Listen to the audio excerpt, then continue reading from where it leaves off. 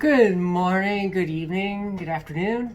Happy 4th of July, and today we're going to do another book lesson review of the Shift Your Thinking by Dean Del Sesto, De Sesto, and we're going to talk about gratefulness. Gratefulness. We can be gratefulness for a lot of things, especially friends, family, independence, especially at this time of the year, around this time for having a job, also for just basically having freedom to do things that are good, that are moral, not immoral. Just be happy for what you have. Yes, I'll admit personally, and I'm sure many of you will maybe not actually come out and admit it, but you're grateful for stuff, but after a while the gratefulness wears off and you see something on TV the next night and you're like, I want that item, I want something else, I want more things to make another project, or I want another toy, or I want another coin, or I want a piece of electronics, or I want something else. We're all, let's face it, we're all in one way or another, at one time or another, we've all been guilty of that situation. So take this lesson as to think about. Well, you fully flow with it. In a way, at times, yes. Probably not all the time, because we're human beings. We always want more. We always want the best, better. You see people out there and all that stuff that are. We see commercials and out there for other countries that people are grateful for what little they have. But for those of us who have jobs and make money and all that stuff and spend unwisely, like a lot of us do, we want to, instead of paying just our bills, pay our tithes first, get necessities like food, water, housing, air conditioning. Some people don't have any of that stuff, clothing, basic stuff, that we all need, rather than the expenditures like we want to have in our household, like the big TVs, the best computers, the best tablets, best phones, the best collectibles, best craft stuff, best exercise equipment, whatever you're into, tools, whatever pieces of furniture, cars, whatever you're into. We all have something we like and something we want to get. And when we see the newest fashion, we see something that makes life easier, which these days you always see something that can make life a little bit easier. Let's be honest with you, and we want to get that and all that stuff, instead of being happy with what we got and maybe trying to adapt, because there's a lot of videos on YouTube that show you how to adapt to certain things, like make personal air conditions by putting I have those misting fans. Well, there's stuff like out there where you can put water bottles attached to a fan. I might be seeing a little, not ingenious or whatever, but but it works.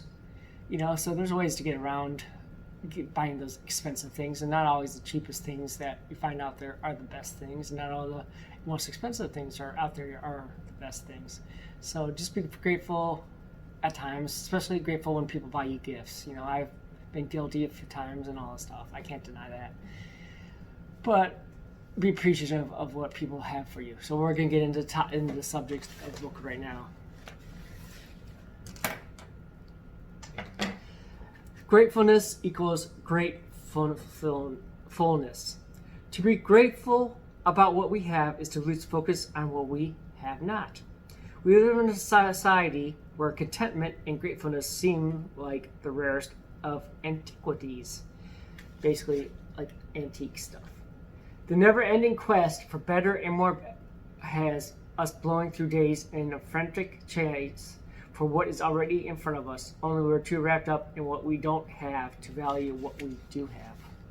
There's a lot of times when we go and we forget what we actually have. Like, some of us have stuff piled up in storage sheds or in places in our house or wherever, like for Christmas or Easter or 4th of July or whatever holiday it is, or certain occasions and all stuff, and we forget about it, and then we go buy something, and then we find that we have it, and so it's like, oops, or whatever. Maybe next year I'll use this, or kind of get a jog of that memory, because let's be honest with you, as you grow old, your memory is definitely not like it used to be. Case in point, sitting down on the couch, my wife claimed in, "Have you considered lately how much we have to be grateful for? Fact is, I've been busy with work, was serving on multiple boards, was busy with ministry work, and I hadn't given it too much thought for quite some time. So I think a little break from chaos, about 7 actual minutes of concentrated thought, and I reflected on the blessings we shared, the relationships my wife and I have together, our family, friends, ministry, career, etc. In a few short minutes of taking inventory of what was nothing more than real in my life, I experienced an intense level of contentment I hadn't felt for quite some time, and yet nothing had changed. No winning lottery ticket, no big deal closed, no great vacation to look forward to. In fact, nothing special was happening at all in that moment. Nothing but a concentrated dose of clarity of what was already so, and what I already had. After only a few minutes of contemplation, it dawned on me that stress, pressure, self-doubt, whining, which we all do at one time or the other probably, and every other negative, real or invented, could never coexist in the same space as gratefulness. To be in a state of that awareness pushed everything that depreciated my present circumstance right out into the crap atmosphere. That's a new word. I definitely have to use it every once in a while, I guess, where it belongs. Experience the fullness of remaining grateful today. When was the last time I took inventory of the blessings in my life? What might I be missing now because I'm too wrapped up in distractions? There are so many distractions out there in this world today, and we don't know, we don't keep our mind concentrated on things. Our minds are constantly wandering, constantly seeing different things on television, on social media, on YouTube, TikTok, all those things out there. Movies, not too much movies right now, obviously, because of what the world's going on today, but, rented ones and older ones and television ones. But, just be grateful for what you have. Thanksgiving is a day that we're usually thankful or grateful for what we have. Well, we should try to be grateful every day, at least at the end of the day, for what we have, and thank God for what we are grateful for at the end of the day. And I'll leave you at that, and I'll see you this upcoming Wednesday with the next chapter in this book. Have a good day.